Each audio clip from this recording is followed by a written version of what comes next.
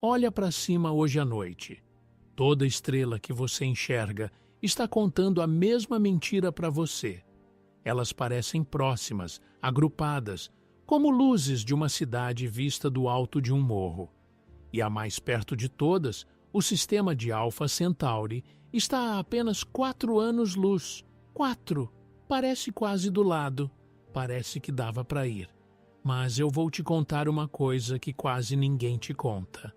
O vazio entre o nosso sistema solar e aquele lá é tão grande, tão absurdamente, brutalmente enorme, que ele destrói toda a ideia confortável que você já teve sobre o universo ao seu redor. Não é só longe, é um tipo de longe que apaga o significado da palavra vizinho. E quando você entender o que realmente preenche esse espaço, você nunca mais vai olhar para o céu da mesma forma. Então, segura aí, porque essa viagem vai mexer com a sua noção de escala de um jeito permanente. Vamos começar pelo começo. Vamos começar pelo seu próprio olho, porque é ele que está te enganando agora. Sai de casa numa noite limpa, longe das luzes da cidade, e olha para cima. Você vai ver milhares de estrelas. Vão preencher seu campo de visão de um horizonte ao outro. Pontos brilhantes espalhados em todas as direções. Algumas agrupadas, outras solitárias, algumas tão brilhantes que prendem seu olhar na hora. O céu vai parecer cheio, vai parecer rico, vai parecer um bairro. E é aí que mora a mentira. Seus olhos estão fazendo uma coisa que seu cérebro não consegue corrigir. Eles estão coletando luz de estrelas que estão a distâncias completamente diferentes. Algumas a dezenas de anos-luz, outras a centenas, algumas a milhares. E o seu olho comprime toda essa profundidade tridimensional, essa imensidão de camadas, numa única cúpula chapada por cima da sua cabeça. O céu que você vê não é um mapa, é uma projeção. Toda estrela parece estar pregada na mesma superfície curva, como se fossem furinhos do lado de dentro de uma esfera escura. As brilhantes parecem perto, as fracas parecem longe, mas o brilho não tem quase nada a ver com a distância. Uma anã vermelha apagada a 4 anos-luz pode ser invisível a olho nu, enquanto uma supergigante azul a 2.000 anos-luz brilha como um farol. Seu olho não consegue diferenciar as duas. E o seu cérebro? Ele preenche o buraco com uma suposição que parece natural e está completamente errada. Ele assume que as estrelas estão razoavelmente próximas umas das outras. Ele assume que sistema estelar vizinho significa alguma coisa parecida com o que a palavra vizinho significa aqui na Terra. Não significa. E a distância escondida atrás dessa palavra é tão extrema que, depois que você enxerga ela com clareza, ela muda o significado de tudo que o céu noturno finge te mostrar.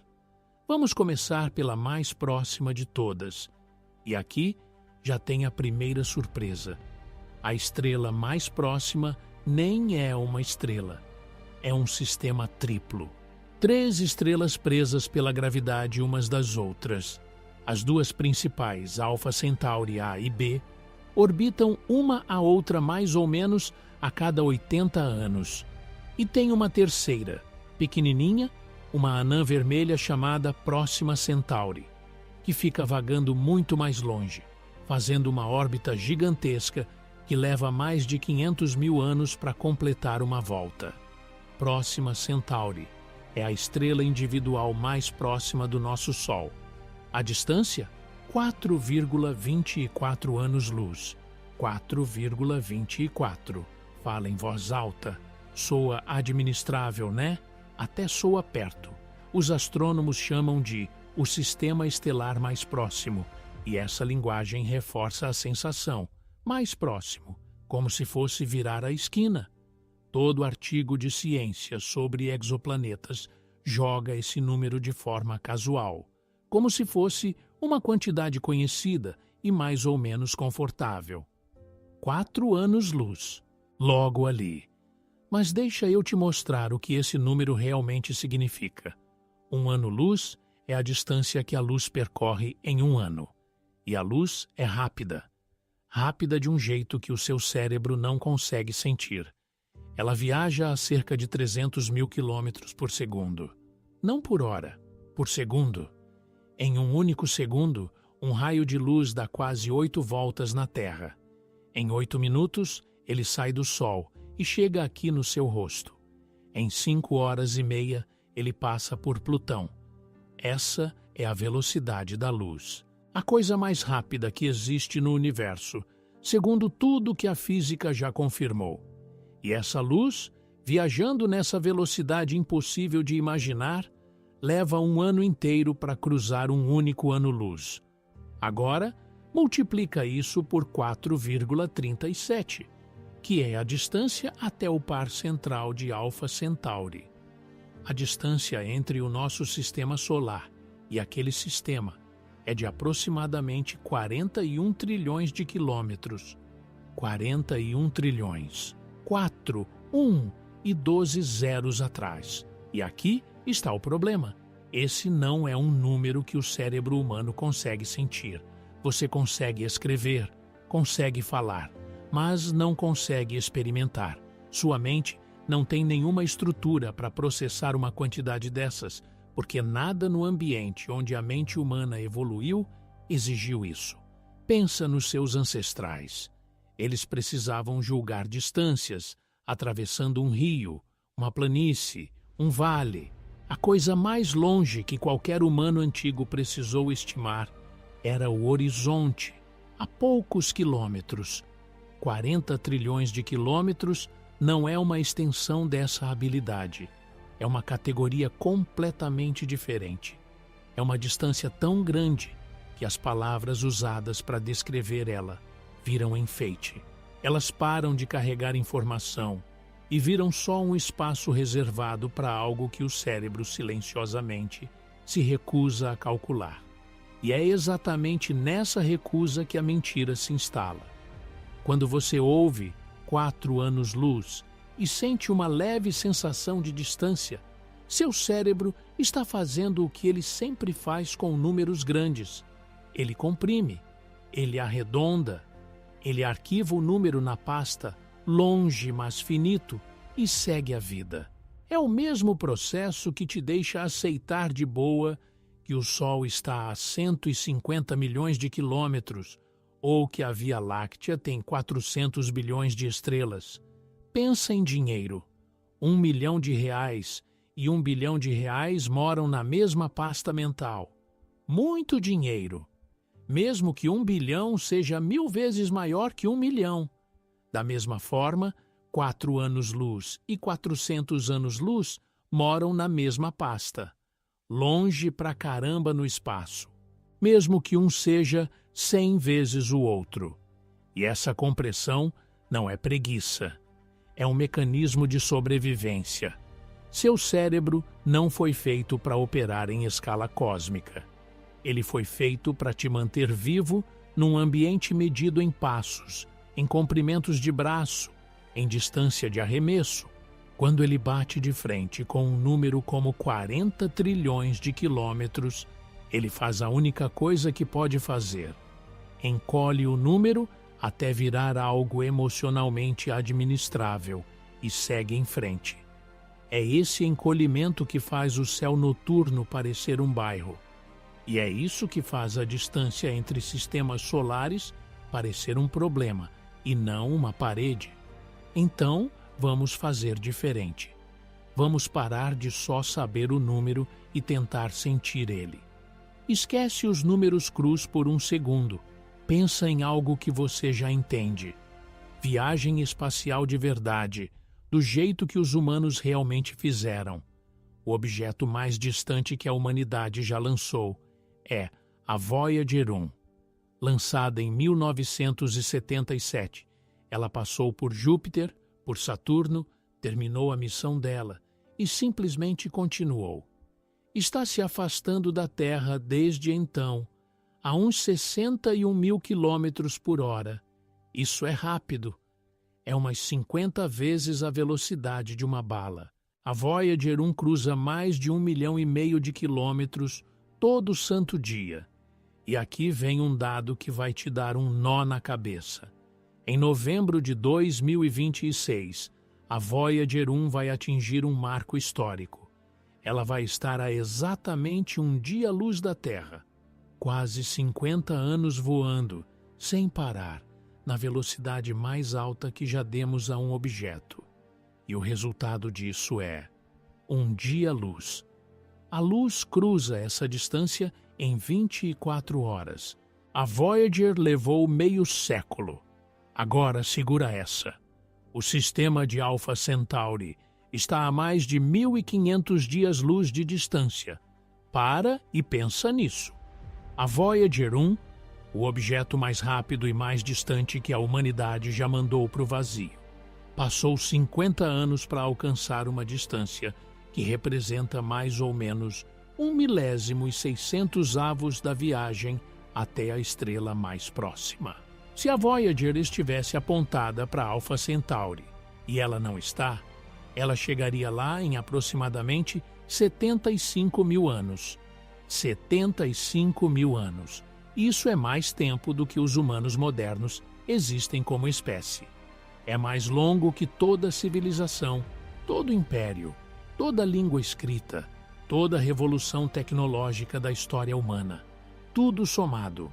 O arco inteiro de tudo que a humanidade já realizou cabe dentro do tempo de viagem até a estrela mais próxima, na maior velocidade que já alcançamos. E esse é o sistema próximo. Esse é o vizinho. É nesse ponto que a maioria das pessoas balança a cabeça e fala: tá, eu já sei, o espaço é grande. Mas reconhecer que o número é grande não é a mesma coisa que entender o que ele faz. E o que ele faz é muito mais estranho do que só deixar a viagem demorada. Porque agora eu quero que você imagine uma coisa. Imagina que você pudesse, de algum jeito, ficar parado bem no meio desse vazio. Não numa nave, não num traje. Só a sua consciência, suspensa no ponto exato entre o nosso Sol e Alpha Centauri. A uns 2 anos-luz de cada lado. O que você veria?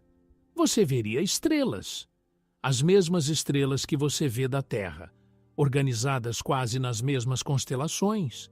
Porque 2 anos-luz de deslocamento não são nem de longe suficientes para mudar visivelmente os padrões desenhados por estrelas que estão a centenas ou milhares de anos-luz.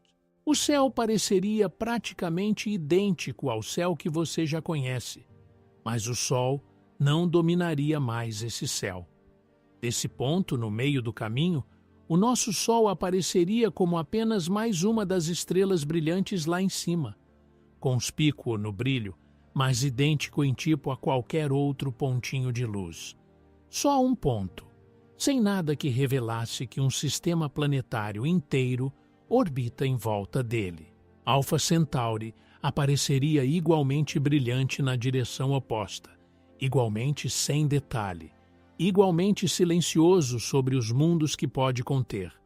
Você não teria nenhuma pista visual te dizendo que 2 sistemas solares inteiros, 2 territórios gravitacionais completos, cheios de planetas e luas, e cometas, e bilhões de quilômetros de estrutura, existem de cada lado de você.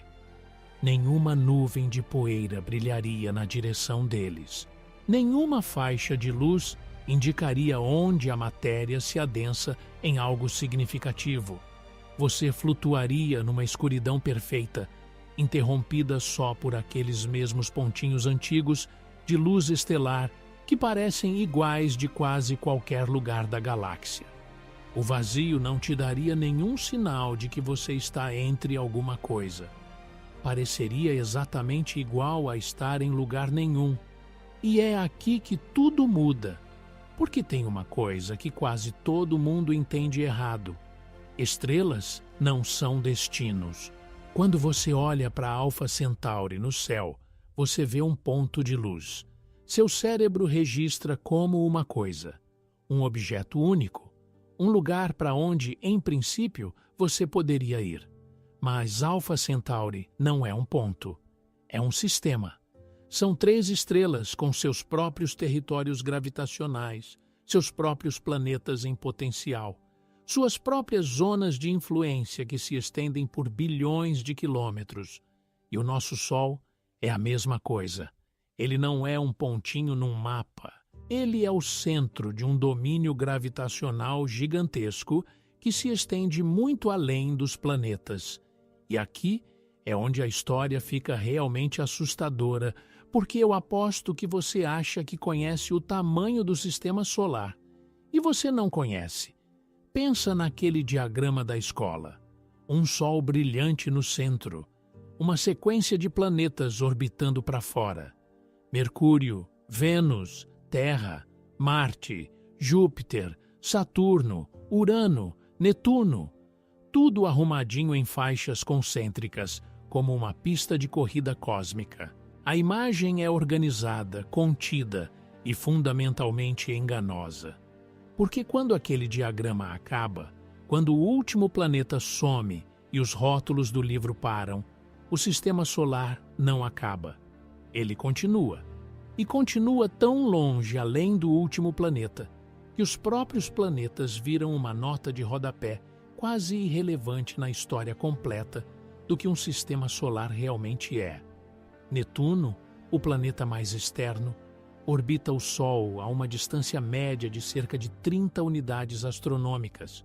Uma unidade astronômica é a distância da Terra ao Sol, mais ou menos 150 milhões de quilômetros. Então, Netuno está a uns 4 bilhões e meio de quilômetros do Sol. A luz leva mais de 4 horas para chegar lá. Uma nave, na velocidade da Voyager, levaria mais de 12 anos. E aqui está o soco.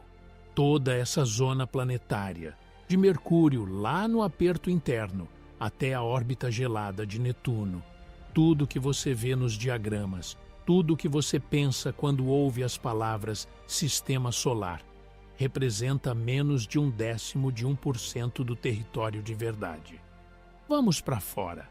Além de Netuno, tem o cinturão de Kuiper, uma região em formato de rosca cheia de corpos gelados. Plutão mora ali. E milhares de outros objetos congelados, restos da formação do Sistema Solar. A gente só confirmou a existência desse cinturão no começo dos anos 90. Para a maior parte da história humana, a gente nem sabia que ele existia. Mas o cinturão de Kuiper ainda é pertinho de casa comparado com o que vem depois.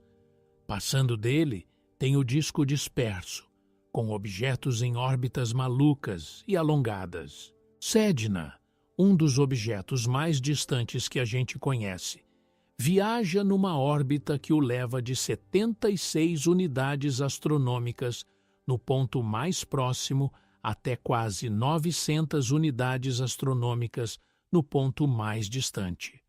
O período orbital dele é de cerca de 11 mil anos. Sedna foi descoberto em 2003 e ainda nem completou uma fração de uma órbita desde que os humanos olharam para ele pela primeira vez. E mesmo Sedna não está nem perto da borda. A verdadeira fronteira externa do nosso sistema solar não é definida pelos planetas, nem pelo cinturão de Kuiper, nem pelo disco disperso. É definida pela nuvem de Oort, uma camada teórica de corpos gelados que envolve o Sol numa casca esférica gigantesca. Nenhum telescópio jamais observou a nuvem de Oort diretamente. A existência dela é inferida pelo comportamento dos cometas de período longo, objetos que mergulham no sistema solar interno em órbitas tão alongadas que precisam vir de distâncias imensas. E a matemática dessas trajetórias aponta consistentemente para uma região que começa por volta de 1000 unidades astronômicas do Sol e se estende para fora até talvez 50 mil ou até 100.000 unidades astronômicas. 100.000 unidades astronômicas. Deixa esse número assentar. Netuno, o planeta mais externo, está a 30. A borda externa da nuvem de Oort pode estar a 100.000. Isso é mais de 3.300 vezes mais longe do Sol do que Netuno. Coloca assim: se você desenhasse uma linha do Sol até Netuno e chamasse ela de 2,5 cm, a linha do Sol até a nuvem de Oort externa se estenderia por mais de 80 metros. Os planetas, todos os 8, cada mundo que você já viu numa foto ou leu num livro, ocupam os primeiros 2,5 cm de um sistema solar que se estende pelo comprimento de um campo de futebol e ainda passa do gol. A 100.000 unidades astronômicas, a nuvem de Oort externa está a aproximadamente 1,6 anos-luz do Sol, em todas as direções. Isso dá ao nosso sistema solar um diâmetro teórico de cerca de 3,2 anos-luz, medido de um lado da nuvem de Oort, passando pelo Sol até o outro lado. Para, respira, olha o que isso significa. A distância de centro a centro entre o Sol e Alfa Centauri é de 4,37 anos-luz. Mas se o nosso sistema se estende por quase 2 anos-luz para fora, e se Alfa Centauri tem um território parecido, então as bordas externas dos dois sistemas podem estar separadas por uma lacuna de apenas 2 a 3 anos-luz. E aí você pensa: então eles quase se tocam. Não deixa esse número menor te consolar. 2 a 3 anos-luz de vácuo interestelar de verdade ainda representam algo entre 12 e 18 trilhões de quilômetros de espaço, contendo basicamente nada. E tem outra coisa: para você nem chegar à borda do seu próprio sistema, já é uma viagem que humilha tudo que a humanidade já tentou. A Voyager 1, o objeto mais distante feito por humanos, está agora a cerca de 170 unidades astronômicas do Sol. A borda interna da nuvem de Oort pode começar lá pelas 1.000 unidades astronômicas. A Voyager nem chegou na varanda da verdadeira fronteira do nosso próprio sistema solar e já está viajando há quase 50 anos. Na velocidade atual, ela não vai entrar na nuvem de Oort por mais uns 300 anos e não vai sair do outro lado por mais ou menos 30.000 anos. 30.000 anos para cruzar o seu próprio sistema solar. E só então o vazio de verdade começa. Esse é o primeiro motivo de a distância invisível entre os sistemas solares ser pior do que você imagina. Não é só que a medida de estrela para estrela é grande, é que essa medida esconde a escala real da viagem. Antes de você sequer entrar no vazio entre sistemas, você precisa primeiro escapar do seu. E o seu sistema é tão enorme que escapar dele já é, por si só, uma empreitada de milhares de anos. Mas Alfa Centauri é uma exceção. É o caso especial. É a aberração da geometria local que, por pura sorte, coloca outro sistema estelar a uma distância de cuspe pelos padrões cósmicos. Passa dele e o isolamento dispara na hora. A próxima estrela depois de Alfa Centauri é a estrela de Barnard, a uns 6 anos-luz do Sol. Isso é uns 37% mais longe. Parece pouco, né? Mas esse pouco são uns 9 trilhões e meio de quilômetros adicionais de vácuo. A estrela de Barnard é uma anã vermelha solitária, fraca, pequena, invisível a olho nu, apesar de ser a segunda mais próxima de nós. Ela só foi descoberta em 1916. Por séculos antes disso, a humanidade não fazia a menor ideia de que ela estava lá. E olha que loucura! Foram confirmados planetas em volta da estrela de Barnard só recentemente, entre 2024 e 2025. Pelo menos 4 mundos pequenos. Um sistema planetário completo, confirmado, a 6 anos-luz de distância. E a gente não sabia nada sobre os mundos dele até ano passado. Depois de Barnard, as distâncias só abrem. Wolf 359, a quase 8 anos-luz. Sirius, a estrela mais brilhante do céu noturno, aquela que parece tão perto e tão imponente, está a uns 8,6 anos-luz. Mais de 50 trilhões de quilômetros. Cada passo para fora aumenta o vazio, alarga o abismo, aprofunda o isolamento.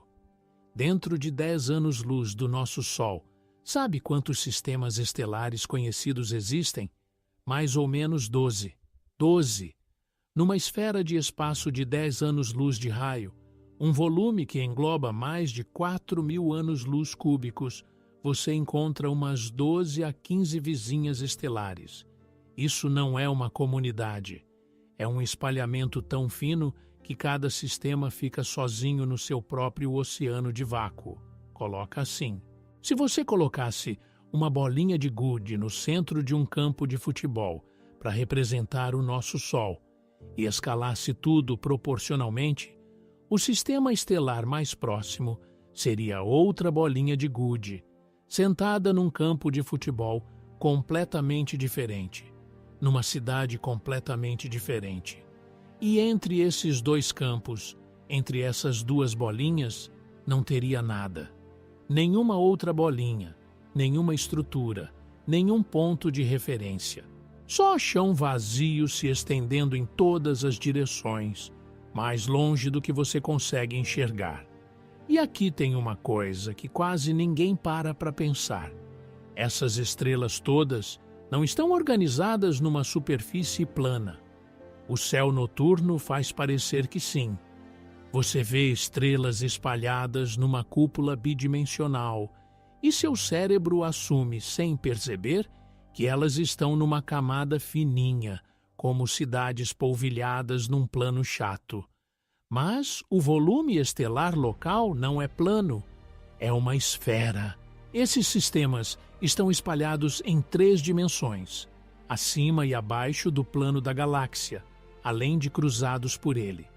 Algumas das estrelas mais próximas estão a dezenas de anos-luz acima da nossa posição, outras bem abaixo. A separação entre os sistemas não é só horizontal, é vertical, diagonal, em ângulo.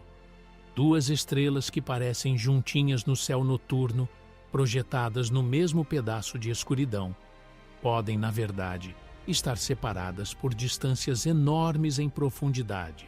Uma a 5 anos-luz, outra a 15, com 10 anos-luz de espaço vazio entre elas, que seus olhos comprimem na ilusão de que são vizinhas. Pensa assim. Imagina você parado no centro de um espaço tridimensional vasto e escuro, segurando uma lanterninha fraca, espalhadas em volta de você, em todas as direções, acima, abaixo, à esquerda, à direita, na frente, atrás, tem outras lanterninhas, cada uma segurada por alguém parado sozinho no escuro. A mais próxima está a 4 anos-luz, a próxima a 6 anos-luz, mas numa direção completamente diferente. A seguinte, a 8 anos-luz e bem acima da sua cabeça. Você consegue ver as luzes delas, elas conseguem ver a sua. Mas as distâncias tridimensionais entre cada par de luzes são tão grandes e tão variadas em direção que 2 pontos quaisquer nunca compartilham um caminho comum. Não existe nenhuma linha que você possa percorrer e que te leve a mais de uma delas. Toda viagem é uma travessia solitária para um único destino, por um corredor único de vazio que nenhum outro viajante jamais usaria. Não existem estradas no espalhamento tridimensional. Só existem caminhos isolados, irrepetíveis, atravessando um vazio que se estende igualmente em todas as direções. E essa realidade tridimensional é invisível lá do chão. O céu noturno achata toda essa profundidade numa figura plana. O cérebro humano, que evoluiu para navegar uma superfície bidimensional e julgar distâncias num horizonte chato, não tem nenhum mecanismo para perceber profundidade em escala interestelar. A gente não consegue dizer, só de olhar, se uma estrela está a 4 anos-luz ou a 40. A projeção plana do céu não é só simplificada, ela é enganosa. Ela apaga a dimensão vertical inteira e comprime as horizontais até ficarem irreconhecíveis. E essa esparsidade não é acidente. Ela reflete a densidade real de estrelas na nossa região da Via Láctea. O Sol fica no braço de Órion, um braço espiral relativamente menor, lá nas regiões externas da galáxia. Perto do centro galáctico, as estrelas são bem mais apertadas, com separações medidas em frações de ano-luz. No halo externo esparso, as separações chegam a dezenas de anos-luz. O nosso bairro fica no meio do caminho, com distâncias típicas entre vizinhas de 4 a 6 anos-luz. Sabe o que isso quer dizer? Que Alpha Centauri não é excepcionalmente perto, é típica. O abismo entre o nosso sistema e o próximo é o que a galáxia considera espaçamento normal para esta região. Não tem nenhum aglomerado denso de sistemas escondido logo ali. Não tem um bolsão de estrelas esperando ser descoberto há alguns anos-luz a mais. O ambiente local é o que é? Um espalhamento de territórios gravitacionais isolados, separados por trilhões de quilômetros de vácuo, sem nenhum sinal de melhora. E agora vem a parte que dá um nó na garganta, porque essas estrelas não são bolas de fogo inúteis brilhando no escuro à toa. Em 2025, o telescópio espacial James Webb detectou um candidato a planeta em volta de Alpha Centauri A. Se confirmado, seria um mundo mais ou menos do tamanho de Saturno, orbitando a estrela parecida com o Sol mais próxima de nós. Próxima Centauri já tem pelo menos 2 planetas confirmados, incluindo Próxima B, um mundo do tamanho da Terra, sentado na zona habitável, onde água líquida poderia, em teoria, existir na superfície. A estrela de Barnard tem pelo menos 4 planetas confirmados. Esses não são pontos vazios. São mundos, coleções inteiras de planetas e luas orbitando nos seus próprios territórios gravitacionais, sentados do outro lado de abismos tão grandes que a gente só desenvolveu agora a tecnologia para confirmar que eles existem. E é essa a estranheza profunda do universo local. Os sistemas são reais, os planetas são reais. A possibilidade de oceanos, atmosferas e até biologia nesses mundos é cientificamente plausível. E as distâncias que separam eles da gente são tão extremas que saber que eles existem e conseguir alcançar eles são 2 categorias de conquista completamente diferentes. Pensa no que significa saber que um planeta do tamanho da Terra orbita na zona habitável da estrela mais próxima, a 4,24 anos-luz, e, ao mesmo tempo, saber que nenhuma nave que a gente já construiu chegaria lá em menos de dezenas de milhares de anos. O conhecimento e a distância existem na mesma realidade e criam uma tensão que não tem solução. Você consegue ver o destino, consegue estudar o destino, consegue até imaginar pisar no destino, mas você não consegue ir. A ilha existe. O oceano entre você e a ilha é real. E o oceano é tão largo que a ilha, para todos os efeitos práticos, poderia muito bem ser imaginária. Saber a distância é uma coisa. Tentar atravessar ela é outra completamente diferente. E é na tentativa que o abismo invisível entre os sistemas solares para de ser um número abstrato e vira uma parede física que quebra toda a ferramenta, todo o plano e todo o cronograma que a humanidade já inventou para alcançar outro mundo. Já vimos que a Voyager levaria 75 mil anos para chegar em Alpha Centauri. Esse número sozinho já deveria encerrar a conversa. Nenhum material que a gente já fabricou sobreviveria a essa viagem inteira. Nenhuma fonte de energia que a gente já construiu duraria uma fração desse tempo. A própria Voyager já está chegando no limite da bateria dela. Daqui a alguns anos, os últimos instrumentos vão se calar e ela vai continuar à deriva, mas morta. Uma carcaça fria de metal girando pelo vácuo, sem nenhum jeito de relatar o que encontrar. Mas a Voyager nunca foi feita para isso. Ela foi feita para visitar Júpiter e Saturno. Aí você pensa, mas se a gente realmente tentasse, dava para ir mais rápido, né? A resposta é sim, em teoria. Mas as melhorias são bem menores do que quase todo mundo imagina, e as distâncias que sobram são grandes demais para qualquer melhoria vencer dentro de uma vida humana. A sonda Parker Solar Probe é hoje o objeto mais rápido feito por humanos, atingindo velocidades acima de 690 mil quilômetros por hora nas aproximações máximas do Sol. Isso é mais de 11 vezes a velocidade da Voyager, e mesmo nessa velocidade, a viagem até Alpha Centauri levaria uns 6.700 anos. E propulsão mais avançada? Engenheiros já propuseram conceitos que poderiam, teoricamente, atingir velocidades muito maiores. Motores iônicos, propulsão por pulso nuclear, foguetes de fusão, motores de antimatéria. Cada um existe num ponto diferente do espectro entre tecnologia demonstrada e pura especulação. Os motores iônicos são reais e funcionam, mas produzem acelerações minúsculas. A fusão continua teórica. Ninguém construiu um motor de fusão que produza energia líquida.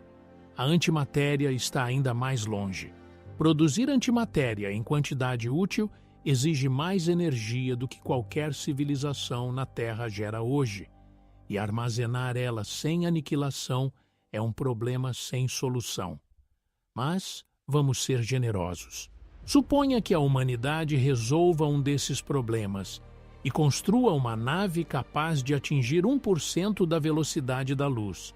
Isso é uns 10.800.000 quilômetros por hora, 76 vezes mais rápido que a Voyager. Nessa velocidade, a viagem até Alpha Centauri levaria uns 437 anos. Melhor. Mas ainda é uma viagem que atravessa mais de 20 gerações humanas. Nenhuma pessoa que embarcar nessa nave vai viver para ver o destino. Nem os filhos dela, nem os netos. Quem finalmente chegar serão os descendentes distantes de quem partiu. Empurra a velocidade para 10% da luz e a viagem cai para uns 43 anos. Agora a gente se aproxima de algo que uma única vida humana poderia conter. Uma pessoa que sai da Terra aos 25 anos poderia chegar aos 68, envelhecida, cansada, incompreensivelmente longe de casa, mas viva. Esse é o limiar onde a viagem interestelar começa a ser concebível para um indivíduo, e não só para uma linhagem. Mas 10% da velocidade da luz é fantasia pelos padrões atuais de engenharia. A energia necessária para acelerar até uma nave modesta a essa velocidade é estarrecedora. Uma sonda de 1.000 quilos a 10% da luz carrega energia cinética comparável à liberada por várias centenas de ogivas nucleares. Nenhum sistema de propulsão já construído ou seriamente projetado chega nem perto disso para uma carga grande o suficiente para levar seres humanos. O conceito de missão interestelar mais ambicioso que recebeu financiamento sério foi o Breakthrough Starshot, anunciado em 2016 com 100 milhões de dólares de apoio. A ideia era radicalmente diferente. Em vez de acelerar uma nave grande, mandar um enxame de sondinhas do tamanho de um selo, presas a velas refletoras ultrafinas de uns 4 metros. Um conjunto de lasers no chão dispararia um feixe concentrado em cada vela, acelerando a sondinha a uns 20% da velocidade da luz em questão de minutos. Nessa velocidade, a sonda chegaria em Alpha Centauri em uns 20 anos. Era a proposta mais crível de missão interestelar já financiada seriamente. E até 2025, ela estava em suspenso por tempo indeterminado.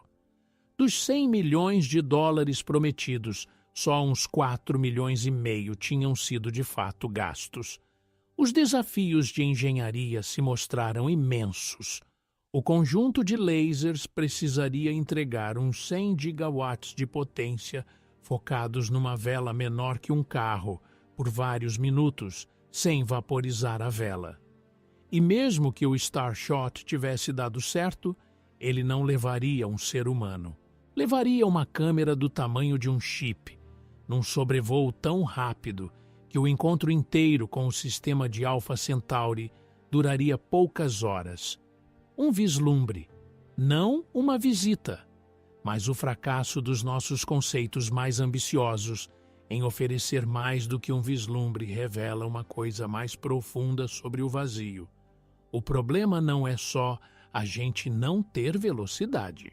É que a própria travessia, mesmo se conseguida, seria uma experiência tão alienígena à existência humana, que nenhum viajante sairia dela inalterado, se é que sairia. Imagina que você está numa nave a 10% da velocidade da luz. A fase de aceleração acabou. Os motores estão silenciosos. Lá fora, o universo não mudou de nenhum jeito que você consiga perceber. Não tem vento, não tem paisagem passando, não tem marcos se aproximando ou se afastando. As estrelas na frente parecem exatamente como pareciam quando você saiu da Terra, porque mesmo a 67 milhões de quilômetros por hora, você está se movendo tão devagar em relação às distâncias envolvidas que os padrões das constelações não vão mudar visivelmente por anos. Olha pela janela da frente, o mesmo céu. Olha pela janela de trás, o mesmo céu. Nada muda, nada acontece. O vazio não te oferece nenhuma confirmação de que você está se movendo. A temperatura do lado de fora paira a poucos graus acima do zero absoluto. Não tem som.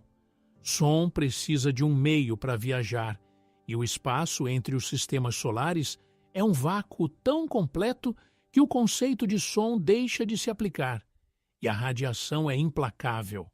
Raios cósmicos galácticos, partículas de altíssima energia nascidas de supernovas, atravessam o vazio em todas as direções a quase a velocidade da luz. Elas atravessam metal, atravessam carne, atravessam o DNA. Aqui na Terra, o campo magnético do planeta e a atmosfera desviam ou absorvem a esmagadora maioria dessa radiação. Dentro do sistema solar, o campo magnético do Sol oferece uma camada extra de proteção, mas entre os sistemas solares, os dois escudos somem. Uma nave no espaço interestelar fica exposta à intensidade total da radiação cósmica galáctica, sem nenhuma proteção natural. E através de tudo isso, a vista não muda, por anos.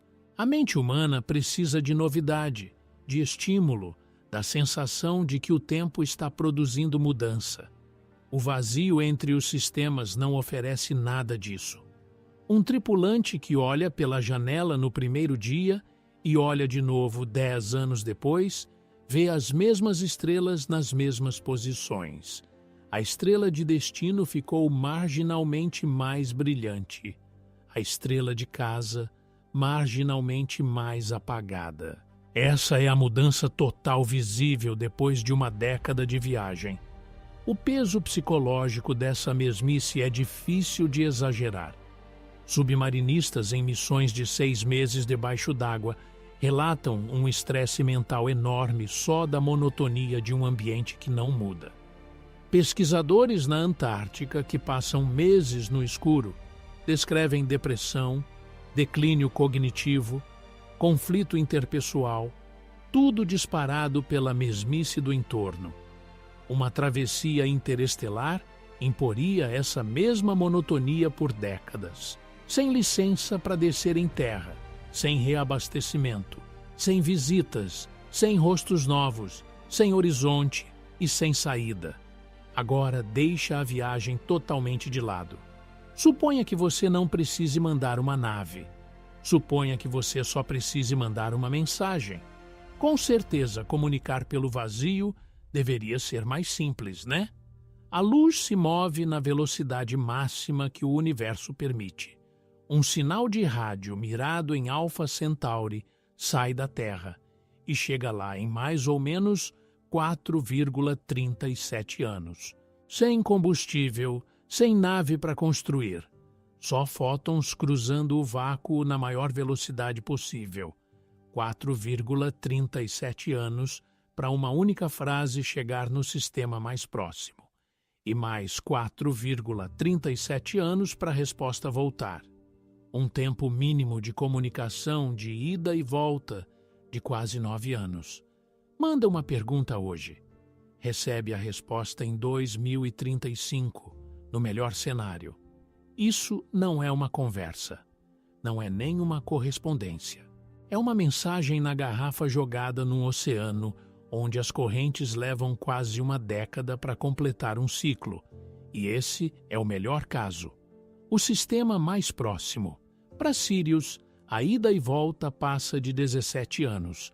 Cada ano-luz de distância adicional acrescenta 2 anos à troca mais simples possível. Pensa no que isso significa na prática. Imagina que você é um astronauta que de algum jeito chegou em Alpha Centauri. Você descobre algo extraordinário. Um oceano embaixo do gelo de uma lua. Sinais de química biológica numa atmosfera. Algo que exige consulta imediata com os cientistas na Terra. Você redige a mensagem, comprime os dados, mira o transmissor, dispara. O sinal sai na velocidade da luz. 4 anos depois, chega na Terra. Os cientistas recebem, analisam, debatem, formulam uma resposta. Transmitem de volta. 4 anos depois, você recebe. Quase 9 anos se passaram desde que você fez a pergunta. Seja lá o que você encontrou, seja lá a decisão que precisava ser tomada, você a tomou sozinho, anos atrás, sem orientação. Porque a orientação não chegaria a tempo de importar. É isso que o vazio faz com a comunicação. Ele não só atrasa, ele torna a comunicação funcionalmente inútil para qualquer coisa que exija interação no tempo certo. Nenhuma conversa em tempo real é possível, nenhuma tomada de decisão conjunta, nenhuma negociação, nenhuma consulta de emergência. Toda troca é um monólogo lançado no vazio, seguido de anos de silêncio, seguido de outro monólogo em resposta. Pensa no que isso faz com o amor. Um pai que ficou na Terra mandaria uma mensagem no aniversário de 30 anos do filho que partiu. O filho receberia aos 34. A resposta chegaria no pai, quando o filho tivesse 38, e o pai estivesse 8 anos mais velho do que quando apertou enviar. Você descobriria que seu neto nasceu 4 anos depois do nascimento. Descobriria que seu pai morreu 4 anos depois do enterro. A dor e a alegria chegariam na estação errada, fora de sincronia com as emoções de quem mandou. O vazio não só atrasa o amor, ele desloca ele no tempo, transformando toda a troca emocional num artefato de um passado que já seguiu em frente, e pensa em resgate. Aqui, a distância para de ser inconveniente e fica letal. Se uma missão a Alpha Centauri sofresse uma falha catastrófica, a Terra só ficaria sabendo mais de 4 anos depois. E mesmo que uma missão de resgate pudesse ser lançada no instante exato em que o pedido de socorro chegasse, E mesmo que ela viajasse a 10% da velocidade da luz, os socorristas só chegariam mais 43 anos depois. Tempo total da emergência até o resgate. Quase meio século. A tripulação estaria morta há décadas antes de a ajuda sequer entrar no mesmo sistema estelar. Entre os sistemas solares não existe resgate, não existe reabastecimento, não existe reforço, não existe cavalaria. Qualquer nave que entra no vazio está por conta própria desde o momento em que sai da influência da estrela de casa até o momento em que entra na influência da estrela de destino. E essa travessia leva anos, décadas ou milênios. Se algo quebra, a tripulação conserta ou morre. Se a comida acaba, eles racionam ou morrem. O vazio não negocia. Ele não oferece segunda chance. E é por isso que tanta gente, quando tenta imaginar uma viagem interestelar realista, chega na ideia da nave geracional. O raciocínio é simples. Se nenhum motor consegue levar humanos a outra estrela dentro de uma única vida, então constrói uma nave grande e autossuficiente o bastante para sustentar uma população humana ao longo de várias gerações. Quem sai da Terra não chega. Os descendentes chegam. A nave vira um mundo em si mesma e os desafios são quase além de enumerar. Tem a radiação, que penetra qualquer blindagem comum por séculos. Tem a biosfera. A nave precisa cultivar toda a comida, reciclar toda a água, regenerar todo o oxigênio, processar todo o resíduo, num ciclo perfeitamente fechado pela viagem inteira. A Estação Espacial Internacional, o habitat fechado mais complexo já construído, depende de reabastecimento regular da Terra e, ainda assim, não consegue fechar totalmente os ciclos de água e oxigênio. Tem a genética. Uma população reprodutiva viável exige diversidade suficiente, o que significa centenas ou milhares de indivíduos. A nave precisa sustentar não uma tripulação, mas uma civilização inteira. E talvez o desafio mais assustador seja o social. Como você mantém uma sociedade funcionando dentro de uma nave selada por 500 anos? 1000 anos? As pessoas que embarcam escolhem ir. Os filhos delas não escolhem. Os netos não escolhem. 15 gerações adentro da viagem, os habitantes da nave não são exploradores. São prisioneiros de uma decisão tomada por ancestrais que eles nunca conheceram, cumprindo uma sentença medida em vidas inteiras por um destino que nunca viram e que talvez nem acreditem que seja real. E tem o problema da manutenção mecânica, que quase nunca é discutido. Todo sistema construído se degrada. Pensa numa simples bomba d'água. Numa nave geracional, 800 anos adentro de uma travessia de 1000 anos, a bomba original falhou séculos atrás. A primeira substituta falhou depois. Lá pela 12ª geração, a tripulação a substituiu por uma versão fabricada com materiais de bordo, usando uma liga diferente, porque o material original dependia de um mineral consumido 200 anos antes. A liga substituta é mais fraca, corrói mais rápido, e o conhecimento de como a bomba original foi projetada se degradou, porque os manuais de engenharia dependem de um formato de arquivo que os computadores atuais da nave mal conseguem ler. Esse é o problema da falha em cascata, e ele se aplica a todo o sistema da nave. A nave não é uma estrutura estática.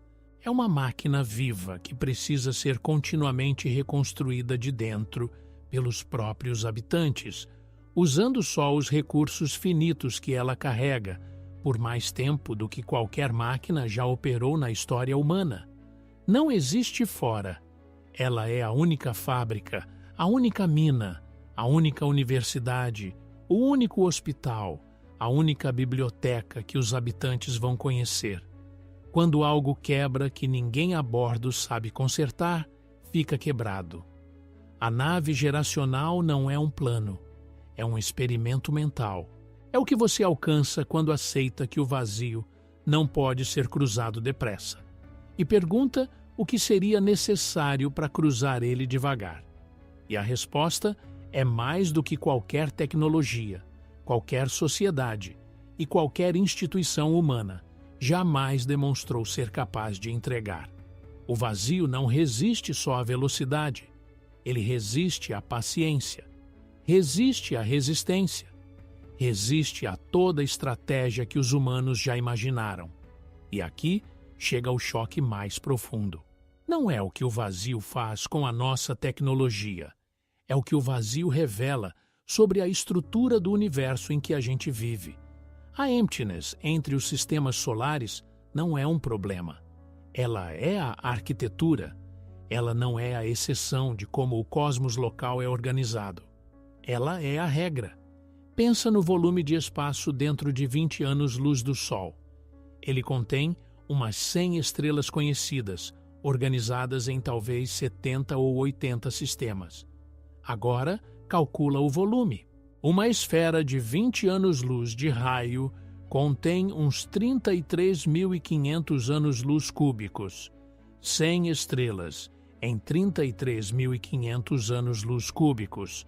Isso quer dizer que, em média, cada estrela ocupa um volume privado de uns 335 anos-luz cúbicos. E cada sistema, medido generosamente para incluir toda a nuvem de Oort, ocupa talvez 17 anos-luz cúbicos.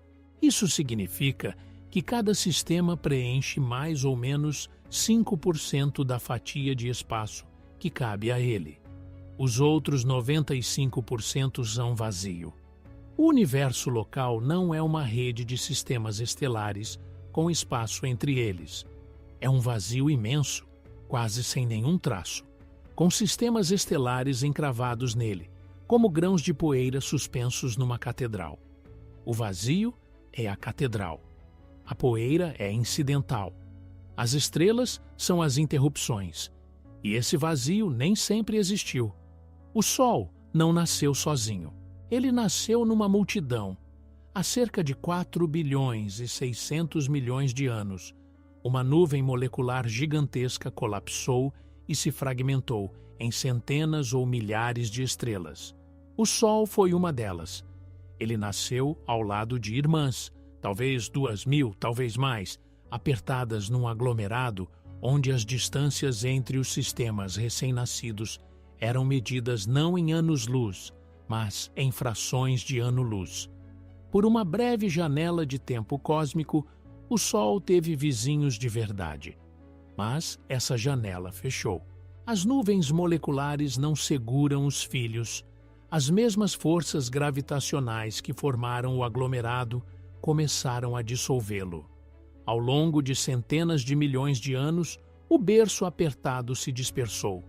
Estrelas que estavam a meses-luz de distância passaram a estar a anos-luz.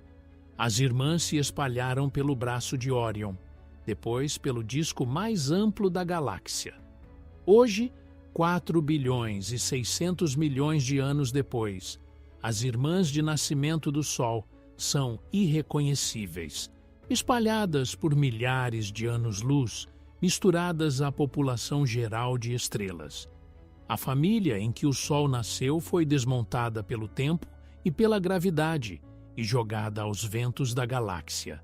O bairro local que a gente habita agora não é uma família. É uma coleção de estranhos. As estrelas dentro de 20 anos-luz do Sol não compartilham nenhuma origem comum.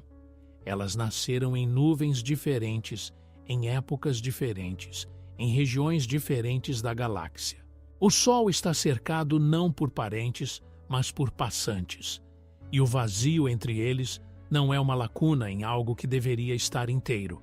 É a condição padrão, natural e permanente do espaço interestelar. Então, volta agora para o céu noturno. Você está lá fora. As estrelas estão por cima. Elas parecem lindas, parecem perto, parecem pertencer a um único cosmos compartilhado e conectado. E agora você sabe que não pertencem. O céu noturno é uma cortina de teatro. É lindo, é vasto, é coberto de luzes que prendem sua atenção e te enchem de fascínio. Mas atrás daquela cortina, o palco está vazio. A realidade dominante do cosmos local não são as estrelas, é a ausência delas. A cortina te mostra a decoração e esconde o vazio. E o vazio é o que define onde você vive. Você vive num sistema solar. Esse sistema é o seu mundo. É enorme, é rico, é cheio de complexidade, beleza e mistério. E é uma ilha. Cercando essa ilha em todas as direções, tem um vazio tão grande que cruzar ele duraria mais que civilizações. Do outro lado desse vazio, outras ilhas existem. Algumas podem abrigar mundos com oceanos, algumas podem abrigar vida, algumas podem abrigar mentes que olham para os próprios céus noturnos e se perguntam: como você está se perguntando agora, se mais alguém está lá fora? E cada uma dessas mentes está separada de todas as outras pelo mesmo golfo invisível, intransponível e sem luz. E aqui está a parte mais cruel de todas. Mesmo que a vida seja comum, mesmo que existam 10 mundos vivos dentro de 20 anos-luz, isso não muda nada. 10 mundos vivos não formariam uma comunidade. Formariam 10 instâncias separadas da mesma solidão. O vazio não é hostil à vida, ele é indiferente à vida. Ele deixa a vida florescer onde as condições permitem e depois garante que cada floração exista sozinha, selada dentro do próprio sistema solar, cercada por anos-luz de silêncio, permanentemente alheia às florações do outro lado. Quanto mais comum a vida se revelar, mais isolada cada instância dela fica. Prova de companhia, imposta por prova de isolamento. O universo dizendo: olha, você não está sozinho. E no mesmo fôlego, mas você nunca vai tocar. Aquela luz que você vê é linda. É a única evidência que a gente tem de que outros sistemas existem. Mas ela carrega uma mensagem escondida que quase ninguém escuta. Você pode nos ver, diz a luz, mas você não pode nos alcançar. A distância entre os sistemas solares não é só longe, ela é definitiva. A gente não vive num cosmos de mundos conectados. A gente vive num cosmos de mundos separados. E a separação é invisível, silenciosa e pior do que qualquer um, parado debaixo de um céu cheio de estrelas, jamais imaginaria. Então, da próxima vez que você olhar para cima, lembra, cada ponto de luz é um farol sem porto. E todo céu cheio de luzes é uma mentira linda, antiga e contínua, sobre o quão perto o resto do universo realmente está. Se essa viagem mexeu com a sua cabeça, do jeito que mexeu com a minha, faz uma coisa por mim. Escreve nos comentários a distância mais longe que você já conseguiu. De verdade, sentir na pele. E se você quer continuar com a sua noção de escala sendo despedaçada, tem outro vídeo aqui na tela que leva isso ainda mais longe. Aperta o like, se inscreve e bora pro próximo.